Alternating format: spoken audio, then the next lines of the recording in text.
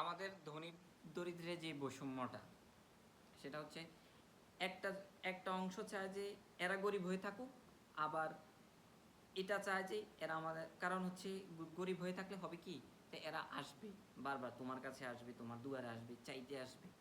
তো দোয়া যখন কোনো গরিব, কোনো কোনো একজন অসহায় দুস্থ একটা লোক আসে, তাকে দান করার সময় বলা হয় দোয়া করবেন যাতে আরও দেওয়ার সমর্থ হয়। ভালো দোয়া, সুন্দর, হ্যাঁ, এটা কোনো দোষের দোয়া না, ভালো সুন্দর একটা দোয়া। বরং আমি মনে করি এই দোয়া করা উচিত যে, আমি দোয়া করি যে আল্লাহ আপনারে আরও সম্পদশালী করুক, আপনাকে আরও আরও সমর্থ দান করুক, যাতে আপনার আর কখনো, আমি এটা দোয়া করি আপনার কখনো যাতে আমার দুয়ারে না আসতে না হয়, আপনাকে, আপনি যাতে একজন সামর্থ্যবান হয়ে ওঠেন, এমন দোয়া করা উচিত।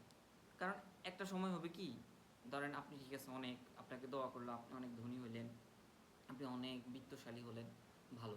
কিন্তু একটা সময় না একটা সময় আপনি বিরক্ত হবেন, যখন একটা মানুষ বারবার আপনার কাছে আসবে। তো ওই পরিমাণ দিলেই আসে, যাতে আপনি ওই পরিমাণ দিতেছেন যাতে সে আপনার কাছে বারবার আসা লাগে। তাহলে এমনভাবে দেন যাতে সে আপনার কাছে আর আশাই না লাগে, এটা করা যায়। আর হয়তো যদি দেওয়ার সমর্থন নাই থাকে, যতটুকু দিতে পেরেছেন আপনি দোয়া করে দেন যে যাতে আপনার আমার কাছে আশা না লাগে।